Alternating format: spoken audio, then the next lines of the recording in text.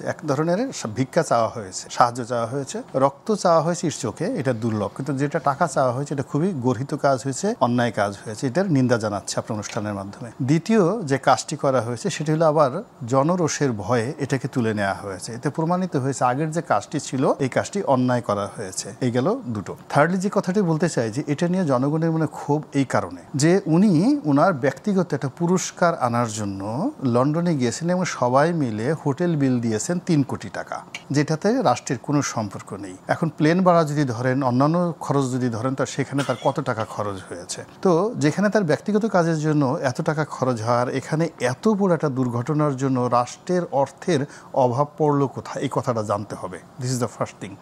Second thing হলো যে এই যে আমাদের ত্রাণ তহবিলে প্রায় 30 কোটি টাকা জমা দিয়েছে ছাত্ররা। গত বছর যখন বন্যা হলো, বন্যা হওয়ার পর তারা তো টাকা তুললো, এই টাকা নিয়ে অনেক কথাবার্তা হলো, পরে তারা অডিট করে জমা দিয়েছে এবং তারা নাকি বলছে প্রায় 30 কোটি টাকা সেখানে জমা দিয়েছে। ফলে ত্রাণ তহবিলে তো আমাদের জানা মতে হাজার হাজার কোটি টাকা সেখানে আছে।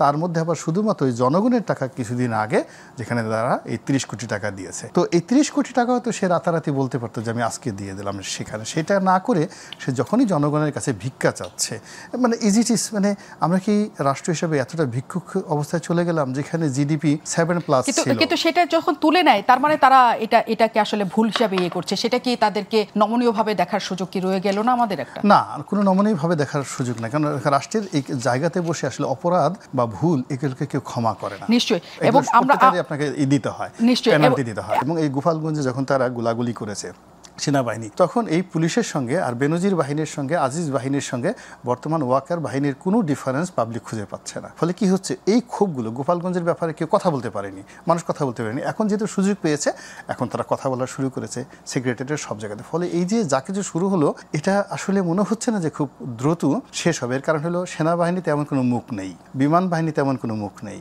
সরকারে এমন কোনো মুখ নেই, এমনকি আমাদের পলিটিক্যাল আপনি দেখেন যত রাজনৈতিক দলগুলো আছে, বিএনপি বলেন, আওয়ামী লীগ বলেন, এদের সবারই অনেকগুলো মানে বাজে নাম হয়ে গেছে গত কয়েক মাসে।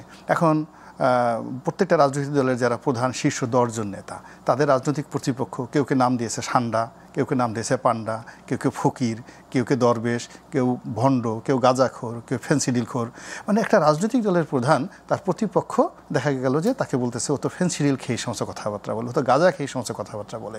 ফলে কি হচ্ছে, ওই যে রাজনৈতিক দলগুলো তারা যে যাবে এখানে সেই মুখ তাদের নেই। ফলে কি হচ্ছে, আপনি দেখেন ঢাকা বার্ন ইউনিটের যে সমস্ত পলিটিক্যাল লিডাররা গেছে বা ওখানে গেছে, পরস্পরের মধ্যে কিন্তু ধাওয়া পাল্টা হয়েছে, সেখানে ধাওয়া পাল্টা হয়েছে এবং সেটা সাধারণ মানুষ সহজভাবে নেয় নাই। শুধুমাত্র বাহিনীগুলোর ক্ষেত্রে না, রাজনৈতিক দলের ক্ষেত্রে আমরা একই প্রতিক্রিয়া দেখছি। তাহলে এই যে শিশুদের যেসব দাবি এখন, তাদের যে ক্ষোভ, সেটা নিরসনে রাজনৈতিক দলগুলো কি করবে?